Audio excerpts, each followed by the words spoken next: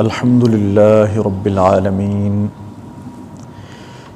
والصلاة والسلام على سيد الرسل وخاتم الأنبياء والمرسلين أما بعد فأعوذ بالله من الشيطان الرجيم بسم الله الرحمن الرحيم قال الله تبارك وتعالى في الكلام المجيد والفرقان الحميد قل أتحاجوننا في الله وهو ربنا وربكم ولنا أعمالنا ولكم أعمالكم ونحن له مخلصون قال النبي صلى الله تعالى عليه وسلم إن الله لا ينظر إلى صوركم وأعمالكم ولكن ينظر إلى قلوبكم أو كما قال عليه الصلاة والسلام ببركة النبي صلى الله تعالى عليه وسلم إن الله وملائكته يصلون على النبي يا أيها الذين آمنوا صلوا عليه وسلموا تسليما۔ تمام احباب محبت و عقیدت کے ساتھ نبی کریم صلی اللہ علیہ وآلہ وسلم کی ذات پر درود و سلام پڑھ لیں۔ اللہم صلی علی سیدنا و مولانا محمد وعلی آل سیدنا و اصحاب سیدنا و بنات سیدنا و مولانا محمد وبارک وسلم تسلیما کثیرا کثیرا برحمتک یا ارحم الراحمین۔ یا صاحب الجمال و یا سید البشر یا صاحب الجمال و یا سید البشر من وجهک المنیر لقد نور القمر لا يمكن الثناء كما كان حقه بعد از خدا بزرگ توئی قصہ مختصر۔ اور اللہ سے کرے دور تو تعلیم بھی فتنہ، اللہ سے کرے دور تو تعلیم بھی فتنہ، املاک بھی اولاد بھی جاگیر بھی فتنہ، اور نہ حق کے لیے اٹھے تو شمشیر بھی فتنہ، نہ حق کے لیے اٹھے تو شمشیر بھی فتنہ، شمشیر ہی کیا نعرہ تکبیر بھی فتنہ۔ انتہائی عزت و احترام کے لائق حاضرین و سامعین، السلام علیکم ورحمۃ اللہ وبرکاتہ۔ آج انشاءاللہ تعالی جمعۃ المبارک کے ان بابرکت لمحات نے بندہ ناچیز نے آپ کے سامنے جو موضوع بیان کرنا ہے وہ ہے اخلاص کے فوائد و ثمرات۔ اخلاص کیا ہے، اس کے فوائد کیا ہیں، اور اس کے برعکس جو انسان اخلاص کو نہیں اپناتا اس کے نقصانات کیا ہیں۔ اس حوالے سے چند باتیں آپ کے گوش گزار کرنی ہیں۔ اللہ کریم کی بارگاہ میں دعا ہے کہ خالق لم یزل مجھ ناچیز کو حق بیان کرنے کی توفیق نصیب فرمائے، اور اللہ تعالی ہمیں اپنے تمام اعمال کے اندر اخلاص، خشوع اور خضوع اور اپنی رضا عطا فرمائے۔ محترم اور معزز حاضرین و سامعین، سب سے پہلے یہ دیکھنا ہے کہ اخلاص کس چیز کا نام ہے۔ لفظ اخلاص عربی زبان کا لفظ ہے، اور اس کا مادہ اصلی 3 حروف ہیں، خا، لام اور صاد، اور عمومی طور پر اس کے لیے لفظ خالص بھی استعمال کیا جاتا ہے، اس کے لیے اخلاص بھی استعمال ہوتا ہے، اس کے لیے خلوص بھی استعمال ہوتا ہے۔ یہ مختلف اسماء ہیں۔ خلوص، اخلاص اور خالص سے مراد یہ ہے کہ کسی چیز کو غیر سے، غیر کی شرکت سے بالکل پاکیزہ کر دینا، کسی چیز کو غیر کی شرکت سے بالکل الگ کر دینا، ایک ہی چیز کو بالکل جدا اور خالص کر دینا، منفرد کر دینا کسی چیز کو، اس چیز کا نام اخلاص ہے۔ اور یہ جس وقت اس کی اصطلاحی تعریف کی جاتی ہے تو اخلاص سے مراد یہ ہے کہ انسان کی دل کی وہ کیفیت، انسان کے دل کی وہ کیفیت جس کے ذریعے سے انسان اپنی زندگی کے ہر عمل کے اندر صرف اور صرف اللہ تبارک و تعالی کی بندگی اور اس کی رضا کی نیت کرتا ہے، اس چیز کا نام اخلاص ہے۔ یعنی اس کے دل کی ایک کیفیت ہے، اس کے دل کے اندر یہ خیال اور یہ احساس پیدا ہوتا ہے کہ اس کا جو بھی عمل ہے، چاہے وہ چھوٹا عمل ہو، بڑا عمل ہو، وہ عبادت کے متعلق ہو یا پھر اس کی معاشرتی زندگی سے متعلق ہو، کوئی بھی عمل کرتے ہوئے اس کے دل کے اندر اس کیفیت کا پیدا ہونا کہ یہ عمل محض رضا الہی کے لیے ہے، اللہ تبارک و تعالی کی خوشنودی حاصل کرنے کے لیے ہے۔ جس وقت یہ کیفیت انسان کے دل میں پیدا ہو جائے تو اس چیز کا نام اخلاص ہوتا ہے۔ اس کے حوالے سے قرآن مجید فرقان حمید کے اندر کثیر مقامات پر اللہ تبارک و تعالی نے بیان فرمایا ہے اخلاص کے حوالے سے، جس میں انبیاء کرام علیہم السلام کے حوالے سے بھی کچھ احوال منقول ہیں، اور پھر اللہ تبارک و تعالی نے اس کے علاوہ بھی مطلقاً قرآن مجید فرقان حمید کے اندر کئی مقامات پر اخلاص کے حوالے سے بیان کیا ہے۔ میں برکت کے لیے کچھ آیات آپ کے سامنے تلاوت کرتا ہوں تاکہ ہمیں اندازہ ہو جائے کہ قرآن مجید فرقان حمید کے اندر اخلاص کے حوالے سے کس قدر اس کی اہمیت کو بیان کیا گیا ہے۔ اللہ رب العزت نے قرآن مجید فرقان حمید سورہ بقرہ کے اندر 139 نمبر آیت میں ارشاد فرمایا، قُلْ أَتُحَاجُّونَنَا فِي اللَّهِ وَهُوَ رَبُّنَا وَرَبُّكُمْ وَلَنَا أَعْمَالُنَا وَلَكُمْ أَعْمَالُكُمْ وَنَحْنُ لَهُ مُخْلِصُونَ۔ اے حبیب صلی اللہ علیہ وسلم، آپ ان کو فرما دیں کہ کیا تم اللہ تبارک و تعالی کے متعلق مجھ سے جھگڑا کرتے ہو، مجھ سے دلائل مانگتے ہو، مجھ سے طرح طرح کی حجتیں میرے سامنے پیش کرتے ہو؟ اللہ تبارک و تعالی کی ذات وہ وحدہ لا شریک ذات ہے جو تمہارا بھی رب ہے، میرا بھی رب ہے۔ اب اگر تمہیں بات سمجھ نہیں آتی تو پھر تمہارے اعمال تمہارے لیے ہیں اور میرے اعمال میرے لیے ہیں۔ جو ہم اللہ تعالیٰ کی وحدانیت کو سامنے رکھتے ہوئے ہم عمل کرتے ہیں وہ ہمارے لیے ہے، ہمارے نامہ اعمال میں ہے،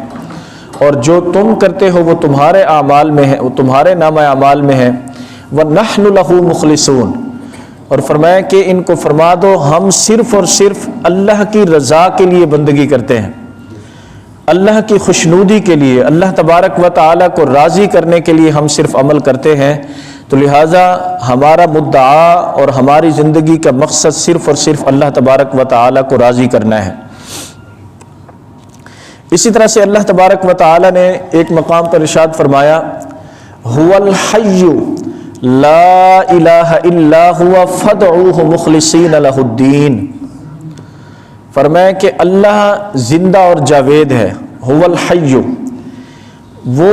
ازل سے ہے، ابد تک رہے گا، اس کے لیے موت کا تصور نہیں ہے، اس کے لیے اونگ کا تصور نہیں ہے، اس کے لیے تھکاوٹ اور کمزوری کا تصور نہیں ہے، وہ ہمیشہ سے ہے، ہمیشہ رہے گا۔ لا الہ الا ہو، اس کے سوا کوئی بھی مستحق کی عبادت نہیں ہے۔ تو فرمایا فدعوہ مخلصین لہ الدین، اسی کی عبادت کرو اور اسی کے دیے ہوئے دین کے اندر خالصتاً شامل ہو جاؤ، اسی کے عطا کردہ دین کو خلوص کے ساتھ، اخلاص کے ساتھ اپنا لو، اسی کے اندر تمہاری بھلائی ہے اور اسی کے اندر تمہاری بہتری ہے۔ اسی طرح سے قرآن مجید فرقان حمید کے اندر ایک اور مقام پر اللہ رب العزت نے ارشاد فرمایا،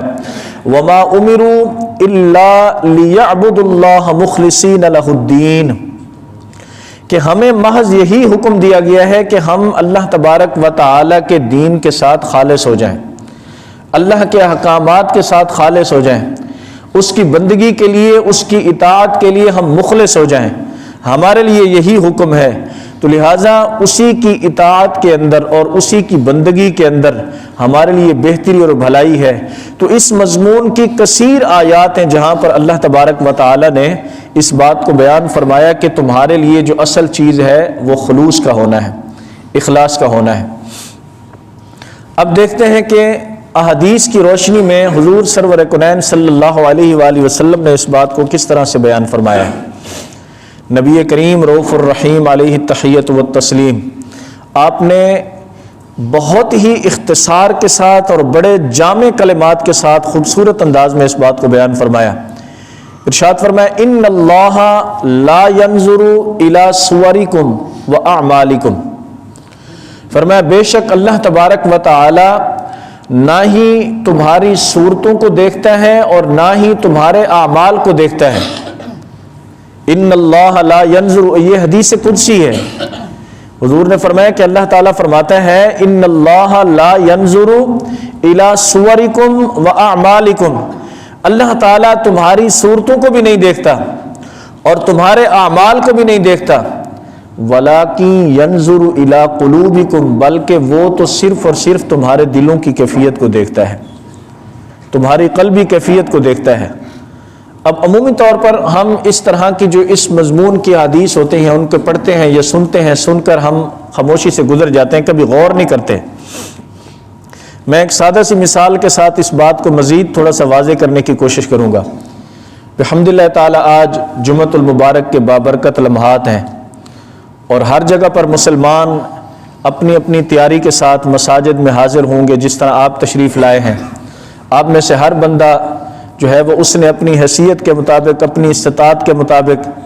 اور اپنی اللہ تبارک و تعالی نے اس کو جس قدر طاقت دی ہے اسی کے مطابق اس نے تیاری کی ہے جمعۃ المبارک کی، اور جمعہ پڑھنے کے لیے آ گئے ہیں۔ اب یہاں ہر انسان اپنی وسعت کے مطابق لباس پہن کر آیا ہے،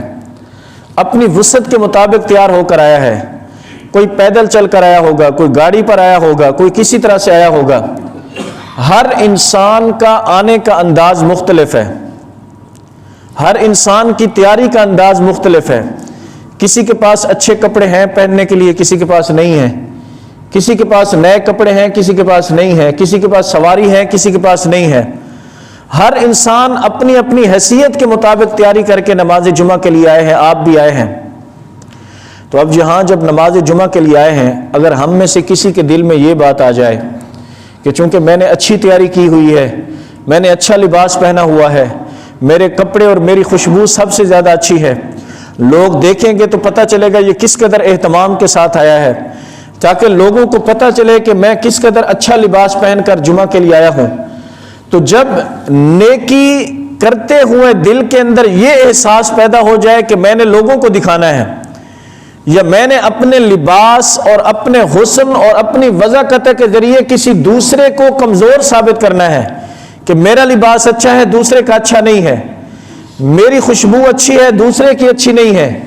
میں تو گاڑی کے اوپر آیا ہوں کسی کے پاس گاڑی نہیں ہے، تو یاد رکھیں کہ اللہ تبارک و تعالی نے پھر اس طرح کی تمام چیزوں کو رد کرتے ہوئے بڑے خوبصورت انداز میں فرمایا کہ لا ينظر الی صورکم واعمالکم، کہ اللہ تعالیٰ تمہاری صورتوں کو بھی نہیں دیکھتا کہ تم کتنے اچھے کپڑے پہن کر آئے ہو، تمہاری وضاحت کو بھی نہیں دیکھتا کہ تم نے کتنی تیاری کی ہے، تمہارے اعمال کو بھی نہیں دیکھتا کہ تم کتنا جلدی آئے ہو یا کتنا دیر سے آئے ہو۔ یہ ساری چیزیں انسان کے لیے اس وقت نفع بخش ہوتی ہیں، یہ ہوتی ہیں نفع بخش، ایسا نہیں ہے کہ ان کا نفع نہیں ہے۔ اس کا مطلب یہ نہیں ہے کہ آپ جمعے والے دن میلے کچیلے کپڑے پہن کر آ جائیں یا تیار ہو کر نہ آئیں۔ اس کا مطلب فقط یہی ہے کہ آپ یہ کام کرتے ہوئے اپنے دل کے اندر یہ تصور نہ کریں کہ ان چیزوں کی وجہ سے میری عبادت کے اندر مجھے ثواب اس طرح سے زیادہ ملے گا کہ دوسرے جو اس طرح سے آئے ہوئے ہیں کہ ان کے پاس اچھے کپڑے نہیں ہیں تو میں ان کو دکھاؤں گا اور وہ مجھ سے کمزور نظر آئیں گے۔ کہ اگر دوسرے کو حقیر ثابت کرنا مقصود ہو، دوسرے کو کمزور ثابت کرنا مقصود ہو اور دوسروں کو دکھانا مقصود ہو، تو پھر ایسے اعمال کے متعلق اللہ تعالیٰ نے فرمایا کہ نہ مجھے تمہاری صورتوں کی ضرورت ہے اور نہ ہی تمہارے اعمال کی مجھے کوئی ضرورت ہے۔ ایسے اعمال کی کوئی ضرورت نہیں اللہ تعالیٰ کی بارگاہ میں۔ ہاں جس چیز کی ضرورت ہے وہ کیا ہے؟ فرمایا وَلَٰكِن يَنظُرُ إِلَىٰ قُلُوبِكُمْ، بلکہ وہ تو تمہارے دلوں کو دیکھتا ہے کہ جب تم اللہ تبارک و تعالیٰ کی بندگی کے لیے اپنے گھر سے نکل رہے تھے تو تمہارے دل کی کیفیت کیا تھی، جب تم راستے میں چلتے ہوئے آ رہے تھے تو اس وقت تمہارے دل کی کیفیت کیا تھی، جب تم اس کے گھر میں آ گئے تو اس وقت تمہارے دل کی کیفیت کیا تھی؟ جس وقت تم ایک صف کے اندر بیٹھ گئے اور تمہارے ساتھ بیٹھنے والا کوئی کمزور مسلمان ہے، اس کے ساتھ گفتگو کرتے ہوئے، اس کے ساتھ جو ہے وہ کلام کرتے ہوئے تمہارا رویہ کیسا تھا؟ کہیں ایسا تو نہیں کہ تم نے اپنے آپ کو اعلیٰ سمجھ لیا اور دوسرے کو ادنا سمجھ لیا؟ اگر اس طرح کی کیفیت دل کے اندر پیدا ہو گئی تو اس کا مطلب ہے دل کے اندر خلوص نہیں ہے، اخلاص نہیں ہے، اور جس عبادت کے اندر اخلاص نہ ہو وہ قبولیت کا درجہ حاصل نہیں کر سکتی۔ اور یہاں حدیث پاک کی روشنی میں ایک چھوٹی سی مثال آپ کے سامنے عرض کروں گا۔ نبی کریم رؤوف الرحیم علیہ التحیۃ والتسلیم، قربان جائے آپ کی عظمت اور شان پر، کیا خوبصورت انداز ہے میرے محبوب کریم صلی اللہ علیہ وسلم کے سمجھانے کا۔ ارشاد فرمایا کہ جس نے لباس پہنا، خوبصورت لباس، جس بندے نے خوبصورت لباس پہنا اور خوبصورت لباس پہنتے ہوئے اس کے دل کے اندر یہ خیال آ گیا، یہ تصور آ گیا کہ میں یہ لباس پہن کر باہر جاؤں گا تو لوگ کہیں گے کہ کتنا اچھا لباس پہنا ہوا ہے، لوگ دیکھ کر محسوس کریں گے کہ کتنا مہنگا لباس پہنا ہوا ہے، کتنا اچھا اور کتنا عمدہ لباس پہنا ہوا ہے۔ فرمایا کہ اگر لوگوں کو دکھانے کے لیے اس کے دل کے اندر یہ احساس پیدا ہو گیا، اس کے دل کے اندر یہ خیال پیدا ہو گیا کہ میں یہ اچھا لباس اور صاف ستھرا لباس اس لیے پہن کر جا رہا ہوں تاکہ میں لوگوں کو دکھا سکوں کہ میرا لباس دوسروں سے اچھا ہے، تو فرمایا کہ کل قیامت والے دن جب وہ رب کے حضور حاضر ہوگا تو اللہ تعالیٰ سب کے سامنے اس کو ذلت والا لباس پہنائے گا۔ اللہ اکبر۔ میدان محشر میں جب رب کے حضور حاضر ہوگا، جہاں سارے کے سارے لوگ حاضر ہوں گے، وہاں پر پھر اللہ تبارک و تعالیٰ اس کو ذلت والا لباس پہنائے گا۔ اور ہاں، اگر کسی نے لباس پہنتے ہوئے فقط اللہ تبارک و تعالیٰ کی رضا کو حاصل کرنے کا ارادہ کیا کہ میں اپنے رب کے حضور جاؤں تو اس کی شان و شوکت کے مطابق میں اپنے آپ کو سنوار کر جاؤں، جتنی بڑی بارگاہ کے اندر میں جا رہا ہوں اپنی حیثیت کے مطابق میں اسی طرح سے اپنے آپ کو سنوار کر جاؤں، جتنی بڑی عظمت والی بارگاہ کے اندر میں جا رہا ہوں اسی طرح سے میں اپنے آپ کو مکمل طور پر پاکیزہ صاف ستھرا کر کے تیار کر کے جاؤں۔ اگر دل کے اندر نیت یہ ہو، ارادہ یہ ہو، اور اس نیت اور ارادے کے ساتھ جب وہ اللہ تبارک و تعالیٰ کے گھر میں آتا ہے تو فرمایا کہ پھر اللہ تعالیٰ قیامت والے دن اس کو عزت والا لباس نصیب فرمائے گا، عظمت والا لباس نصیب فرمائے گا۔ تو اس لیے بہت ضروری ہے کہ ہمیں اپنے ہر عمل کے اندر، اور میں آج اس حدیث پاک کو پڑھتے ہوئے اور بالخصوص اخلاص کے حوالے سے پڑھتے ہوئے میرے دل میں ایک بات آ رہی تھی جو کہ بہت ضروری ہے۔ آج کل ہمارے معاشرے میں ہم میں سے ہر ایک کی زبان پر یہ شکوہ زبان زد عام ہے، آپ بھی کرتے ہیں، میں بھی کرتا ہوں، ہم میں سے ہر ایک یہ شکوہ کرتا ہے۔ اور یہ شکوہ کیا ہے؟ شکوہ یہ ہے کہ آج چیزیں خالص نہیں ملتی، ہر چیز 2 نمبر ملتی ہے، ملاوٹ والی ملتی ہے۔ آپ کوئی بھی چیز لے لیں تو آپ کو ملاوٹ والی ملتی ہے، کہیں آپ گارنٹی کے ساتھ نہیں کہہ سکتے کہ یہ چیز خالص ہے۔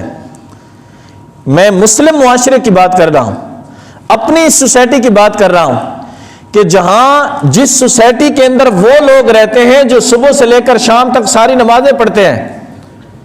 صبح سے لے کر شام تک قرآن مجید کی تلاوت بھی کرتے ہیں، روزے بھی رکھتے ہیں، اور بہت بڑی تعداد کے اندر حج کرنے کے لیے، عمرہ کرنے کے لیے بھی جاتے ہیں، صدقہ و خیرات بھی کثرت کے ساتھ کرتے ہیں، لوگوں کو واعظ و نصیحت بھی کرتے ہیں، اور لوگوں کے اندر اپنا رعب اور دبدبہ بھی رکھتے ہیں۔ یہ اس سوسائٹی کی بات کر رہا ہوں، اس سوسائٹی کے اندر ہم میں سے ہر ایک کی زبان پر یہ شکوہ ہوتا ہے کہ ہمیں چیزیں خالص نہیں ملتی، جو چیز لیں گے اس کے اندر 2 نمبری ہوگی، ملاوٹ ہوگی، ناپ تول میں کمی ہوگی، کہیں نہ کہیں کوئی دھوکہ ہوگا، کہیں نہ کوئی فریب ہوگا، جھوٹ ہوگا، کوئی ایسی چیز ہوگی جس کی وجہ سے ہمیں بعد میں ندامت اور پریشانی اٹھانی پڑے گی۔ یہ ہم میں سے ہر ایک کی زبان پر شکوہ ہے، لیکن کبھی ہم نے یہ نہیں سوچا کہ جو عبادت ہم اپنے لیے آگے بھیج رہے ہیں، جو عبادت اور جو اعمال ہم اپنے لیے آگے بھیج رہے ہیں، اس کے اندر کس قدر خلوص اور خالص ہے وہ عبادت، ہماری عبادت کتنی خالص ہے، ہمارے اعمال کتنے خالص ہیں۔ ہم چاہے نمازیں پڑھتے ہیں، چاہے ہم روزے رکھتے ہیں، چاہے ہم حج کرتے ہیں، چاہے ہم قرآن مجید کی تلاوت کرتے ہیں، چاہے ہم صدقہ و خیرات کرتے ہیں، ہم زکوٰۃ ادا کرتے ہیں، لوگوں کے کام آتے ہیں، اپنے بہن بھائیوں کی مدد کرتے ہیں، کسی بھی مسلمان کی مدد کرتے ہیں، یہ جتنے بھی نیک اعمال ہیں، اگر ان نیک اعمال کے کرتے ہوئے ہمارے دل کے اندر خیال یہ آ گیا کہ یہ دیکھ کر کہے گا کہ یار یہ کتنا اچھا انسان تھا، اس نے میری مدد کی تھی، کتنا اچھا انسان ہے جناب، یہ لوگوں کے ساتھ کتنے خوش اخلاقی کے ساتھ پیش آتا ہے، اگر دل میں خیال یہ پیدا ہو گیا تو اس کا مطلب ہے پھر عبادت ہماری خالص نہیں ہے۔ اور یہ تو آخری درجہ ہے کہ محض دل میں خیال آیا، ہم تو زبردستی اس طرح کروانے کے لیے کوشش کرتے ہیں کہ کوئی میری تعریف کرے تو میں اس کے ساتھ اچھائی کر سکتا ہوں، اور اگر میری تعریف نہ کرے تو پھر میں کہتا ہوں کہ وہ تو میری عزت نہیں کرتا، میں کس لیے اس کے ساتھ بھلائی کروں، وہ تو میری تعظیم ہی نہیں کرتا، میں کس نیت کے ساتھ اس کے ساتھ بھلائی اور اچھائی کروں۔ تو یاد رکھیں کہ پھر سب سے پہلے یہ جو شکوہ ہم کرتے ہیں نا کہ ہمیں خالص کوئی چیز نہیں ملتی، وہ شکوہ کرنے سے پہلے ہمیں اپنے گریبان میں جھانکتے ہوئے اپنا احتساب کرنا چاہیے کہ ہماری عبادت کتنی خالص ہے، ہمارے اعمال کتنے خالص ہیں، صبح سے لے کر شام تک ہم کتنے مسلمانوں کو نقصان پہنچاتے ہیں، صبح سے لے کر شام تک کتنے مسلمانوں کے ساتھ دھوکہ کرتے ہیں، کتنے مسلمانوں کے ساتھ فریب کرتے ہیں، اور کتنے مسلمانوں کے ساتھ ہم زیادتی کرتے ہیں، ظلم کرتے ہیں، اس کے باوجود بھی ہم نیک ہیں، اس کے باوجود بھی ہم متقی اور پرہیزگار ہیں، اس کے باوجود بھی ہمارے تقوی کے اندر ذرہ برابر کوئی فرق نہیں آتا، لوگوں کو گناہوں کی دعوت دینے کے باوجود بھی ہمارے تقوی اور پرہیزگاری کے اندر کوئی فرق نہیں پڑتا، اور پھر شکوہ زبان پہ یہ ہوتا ہے کہ ہمیں معاشرے کے اندر کوئی چیز خالص نہیں ملتی۔ احباب گرامی قدر، نبی کریم رؤوف الرحیم علیہ التحیۃ والتسلیم کے فرمان علی شان کا خلاصہ ہے، فرمایا کہ جس بندے نے دنیا کے اندر ریاکاری کے لیے عبادت کی، جس بندے نے دنیا کے اندر ریاکاری کے لیے عبادت کی، صرف اور صرف اس لیے اس نے کوئی نیک عمل کیا تاکہ لوگ مجھے دیکھ کر یہ کہیں کہ یہ کتنا نیک ہے، کتنا اچھا کام کرتا ہے، جس نے اس نیت اور اس ارادے کے ساتھ عمل کیا، فرمایا اس نے جتنے بھی عمل کر لیے، اس نے زندگی کے اندر جتنی بھی نیکیاں کی ہیں، فرمایا اس کی نیکیاں اس طرح سے ہیں کہ جس طرح کسی انسان نے اپنے تھیلے کے اندر اپنا وقت گزارنے کے لیے بھوسا بھر لیا ہو اور اس بھوسے کو اپنے ساتھ لے جائے کہ تاکہ میں اس کو کھا کر اپنا وقت گزار سکوں گا، میں اپنے شب و روز گزار سکوں گا، یعنی اس کے اعمال بالکل اللہ کی بارگاہ میں کوئی قدر و قیمت نہیں رکھتے، کوئی ان کی ویلیو نہیں ہے۔ تو اس لیے ضروری ہے کہ ہم اپنے اعمال کو بجا لانے سے پہلے اپنی نیتوں کو درست کریں، اپنا احتساب کر کے اپنے اعمال کریں، اپنی نیتوں کو درست کر کے پھر ہم عملی قدم اٹھائیں، تاکہ کہیں ایسا نہ ہو کہ ہم عمل بھی کریں، وقت بھی لگائیں، پیسہ بھی لگائیں، محنت اور مشقت بھی کریں، سارا کچھ کرنے کے باوجود بھی ہمارا جو عمل ہے وہ اللہ کی بارگاہ میں قبول نہ ہو سکے۔ اور یہ یاد رکھیں کہ اگر اس کی علامات کو دیکھنا ہو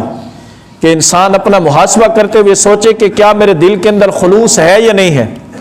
میرے دل کے اندر اخلاص ہے یا نہیں ہے، اگر انسان اپنا محاسبہ کرنا چاہے، اپنے آپ کو جانچنا چاہے، اپنے آپ کو دیکھنا چاہے، تو دیکھے کہ جب میں عمل کرتا ہوں تو عمل کرتے ہوئے کیا میرے دل کے اندر خشیت الہی پیدا ہوتی ہے، کیا میرے دل کے اندر اللہ تبارک و تعالیٰ کا ڈر پیدا ہوتا ہے، کیا اللہ تبارک و تعالیٰ کا رعب اور اس کا دبدبہ میرے دل کے اندر پیدا ہوتا ہے۔ اگر اللہ تبارک و تعالیٰ کا ڈر اس کے دل میں پیدا ہوتا ہے تو اس کا مطلب ہے کہ یہ اس کے اخلاص کی ایک نشانی ہے۔ والذین یبیتون لربہم سجدا وقیاما،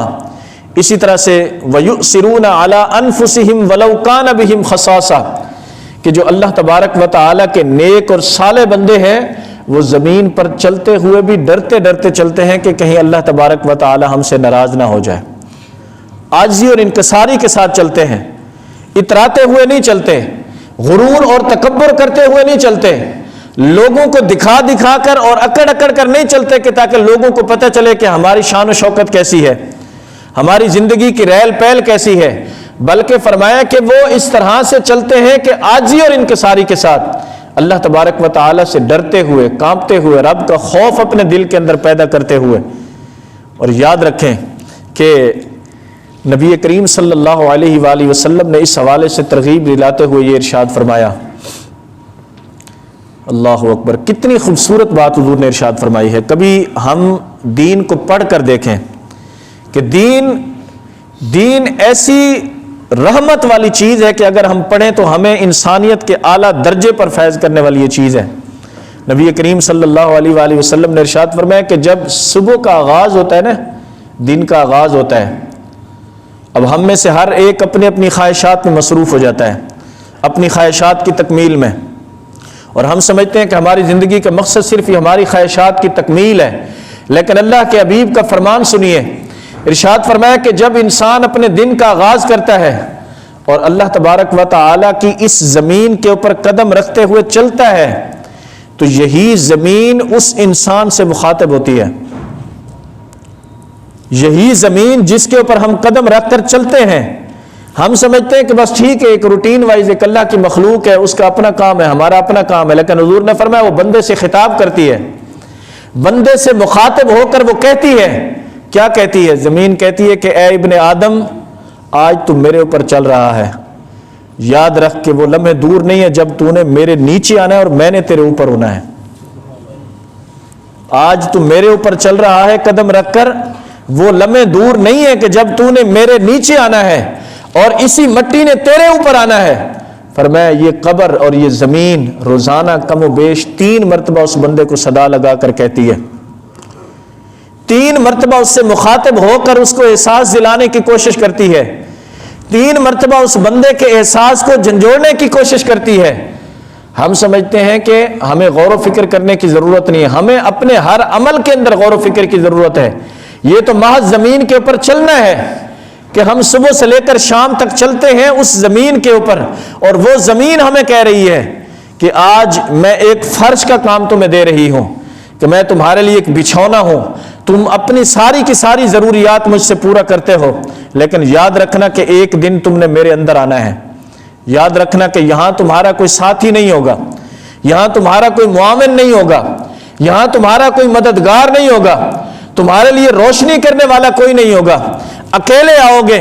اگر تمہاری قبر کے اندر اور زمین کے اس تہہ خانے کے اندر اگر تمہارا کوئی مددگار ہوگا، اگر تمہارے لیے کوئی روشنی کرنے والا ہوگا، تو یاد رکھنا کہ وہ دنیا کے اندر تمہارا کیا ہوا نیک عمل ہوگا۔ دنیا کے اندر اگر تم نے اپنے اعمال کو سنوار لیا اور ان اعمال کے اندر اللہ تبارک و تعالیٰ کی رضا کو شامل کر لیا، تو اس کے لیے پھر کثیر احادیث ہیں اس مضمون کے اوپر کہ جس میں حضور سرور کونین صلی اللہ علیہ وآلہ وسلم نے اس بات کو واضح طور پر بیان فرمایا کہ کتنے ایسے لوگ ہوں گے کہ جب قبر میں جائیں گے اور نکیرین اس سے سوال کرنے کے لیے آئیں گے، عذاب والے فرشتے آئیں گے، تو ایک ایسا نورانی چہرے والا یا ایک ایسا نور عذاب والے فرشتوں کے درمیان اور اس بندے کے درمیان آ جائے گا، اور وہ فرشتوں سے اس کی شفاعت کرے گا، اس کے لیے مغفرت کا سوال کرے گا، اس کی شفاعت کرے گا۔ تو جس وقت فرشتے اس کو دیکھیں گے تو اس کو عذاب سے محفوظ کر لیں گے، اور پھر وہ بندہ اس سے پوچھے گا کہ تم کون ہو؟ تم اس قبر کے اندر میری مدد کو پہنچنے والے تم کون ہو؟ تو اس وقت اس کا نیک عمل کہے گا کہ میں دنیا کے اندر تمہارا کیا ہوا وہ نیک عمل ہوں جو تو نے اللہ کی رضا کے لیے کیا تھا۔ اسی طرح سے حدیث پاک میں آیا، حضور علیہ الصلوۃ والسلام نے فرمایا، حدیث کا مفہوم ہے کہ جس وقت میدان محشر میں لوگ اپنی اپنی قبروں سے نکلیں گے، تو جیسے ہی وہ اپنی قبروں سے نکلیں گے تو خوبصورت آراستہ اور مزین سواریاں ان کی قبروں کے اوپر موجود ہوں گی،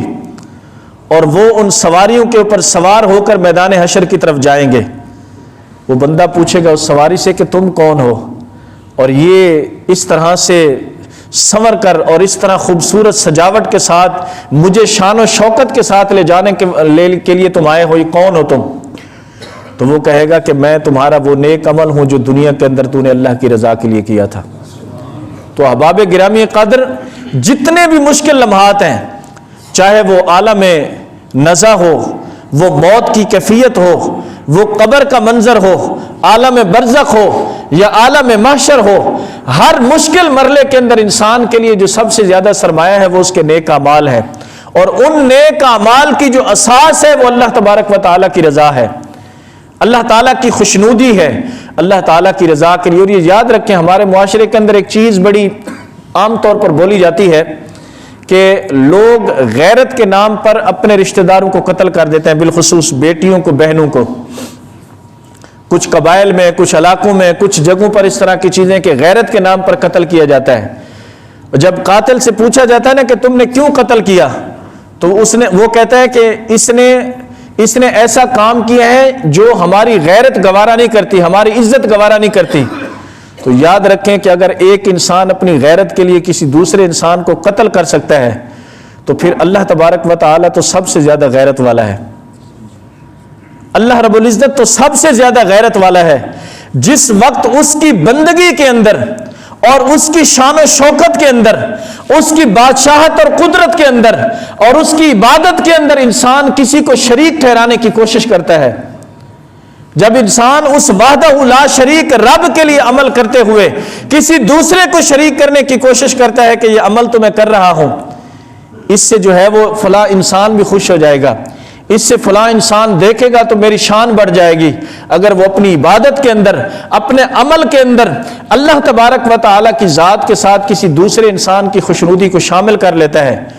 تو پھر یاد رکھیں کہ اللہ تبارک و تعالیٰ سب سے زیادہ غیرت والا ہے. ان اللہ لا یغفر ان یشرک بہ ویغفر ما دون ذلک لمن یشاء. اور یہ شرک ایک ایسی چیز ہے کہ بعض دفعہ انسان غیر شعوری طور پر کرتا ہے اور ہم میں سے ہر ایک کرتا ہے چھوٹے چھوٹے اعمال کے اندر. یہ جو حدیث پاک ایک ہے، بڑی مشہور حدیث پاک ہے، نبی کریم صلی اللہ علیہ وآلہ وسلم تشریف لائے تو صحابہ کرام جو ہے وہ قیامت کی علامات، قرب قیامت کی علامات بیان کر رہے تھے کہ اس طرح سے دجال آئے گا، فلاں فلاں کام ہوں گے، فلاں فلاں کام ہوں گے. تو اس وقت بڑا مشکل ہوگا ایمان کے اوپر قائم رہنا، اپنے ایمان کی سلامتی اس وقت بہت مشکل ہوگی. یہ اس طرح قرب قیامت کی علامات صحابہ کرام بیان فرما رہے تھے. حضور تشریف لائے تو حضور نے فرمایا کہ میں تمہیں اس سے زیادہ خطرناک چیز نہ بتاؤں. قرب قیامت میں جو ظاہر ہونے والی علامات ہیں، حضور نے فرمایا اس سے زیادہ خطرناک چیز نہ بتاؤں میں تمہیں کہ جو اس سے بھی زیادہ سخت ہے. عرض کی یا رسول اللہ صلی اللہ علیہ وسلم ضرور بتائیں. ارشاد فرمایا اس سے زیادہ خطرناک ہے شرک خفی. یا رسول اللہ شرک خفی کیا ہے؟ ارشاد فرمایا شرک خفی یہ ہے کہ بندہ بڑے اہتمام کے ساتھ نماز پڑھنے کے لیے آتا ہے، بندہ بڑے اہتمام کے ساتھ نماز پڑھنے کے لیے آتا ہے اور بڑے اطمینان کے ساتھ قیام کرتا ہے، قرات کرتا ہے، رکوع کرتا ہے، سجدہ کرتا ہے اور بڑے اطمینان کے ساتھ نماز پڑھتا ہے، اور ساتھ ہی ساتھ دل میں سوچ رہا ہوتا ہے کہ دیکھنے والا کہے گا دیکھیں کتنی خوبصورت نماز پڑھ رہا ہے، دیکھنے والا کہے گا کہ کتنا اچھا نمازی ہے، کتنا اطمینان کے ساتھ نماز پڑھ رہا ہے. اب نماز اچھے طریقے سے ہی پڑھنی چاہیے، اطمینان کے ساتھ ہی پڑھنی چاہیے، لیکن دل میں خیال یہ ہو کہ میرا رب مجھ سے راضی ہو جائے، جس رب کے لیے میں یہاں چل کر آیا ہوں وہ رب مجھ سے راضی ہو جائے. دل میں اگر یہ خیال آ گیا کہ کسی دیکھنے والے نے مجھے دیکھ کر میری تعریف کی اور میں اپنی اس تعریف کے لیے میں اس طرح ٹھہر ٹھہر کر، اور بعض دفعہ ایسا ہوتا ہے کہ ہم بڑے اخلاق ظاہر کرتے ہیں لوگوں کے ساتھ، بڑی جناب فصاحت اور بلاغت کے ساتھ گفتگو کرتے ہیں، بڑے جناب عمدہ اخلاق پیش کرتے ہیں تاکہ لوگ میری تعریف کریں، کہیں کہ یار کتنا اچھا افسر ہے، کتنا اچھا ڈاکٹر ہے، کتنا اچھا انسان ہے فلاں، کتنا اچھا سخی ہے جناب. چھوٹے چھوٹے لوگوں کو ساتھ بٹھا لیتا ہے. یاد رکھیں کہ پھر اس طرح اعمال ضائع ہوتے ہیں تو انسان کو پتہ ہی نہیں چلتا. تو حضور نے اس کو قرب قیامت کی علامات سے بھی زیادہ خطرناک قرار دیا ہے. تو اب اس سے اندازہ لگائیں کہ پھر ہم صبح سے لے کر شام تک کتنی کمزوریاں ہمارے اندر پائی جاتی ہیں. تو اس لیے احباب گرامی قدر، آج کی جمعۃ المبارک کی اس گفتگو کی وساطت سے یہ دعوت فکر ہے کہ ہم اپنے ہر عمل کے اندر غور و فکر کریں، اپنا محاسبہ کریں، ہر عمل کرتے ہوئے اپنے آپ کو احتساب کے عمل سے فارغ نہ کریں، احتساب کے عمل سے کبھی بھی اپنے آپ کو آزاد نہ کریں. جب ہم اپنے آپ کو احتساب سے فارغ کر لیتے ہیں نا، جی ٹھیک ہے جی جو ہو صبح سے لے کر شام تک جو ہو گیا، تو اس وقت پھر انسان اپنے اعمال ضائع کر بیٹھتا ہے. اور یہ حضور کی سنت ہے، اور یہ حضور کی سنت بھی ہے، ترغیب بھی ہے کہ اگر آپ کو سارا دن بھی احتساب کا موقع نہیں نہ ملا، سارا دن بھی، تو رات کو سونے سے پہلے اپنے بستر پر بیٹھ کر چند لمحے اپنا احتساب ضرور کریں کہ آج صبح سے لے کر شام تک میں نے کیا کیا کیا ہے اور کس کس کو نقصان پہنچایا ہے، کس کس کو نفع کیا ہے، اور کون کون سے میرے اعمال تھے جو اللہ کے لیے تھے اور کون کون سے تھے جو لوگوں کو خوش کرنے کے لیے تھے. تو اس لیے یہ دعوت فکر ہے، اللہ تعالی ہم سب کو عمل کرنے کی توفیق نصیب فرمائے، آمین بجاہ النبی الامین وصلی اللہ تعالی علیہ وسلم۔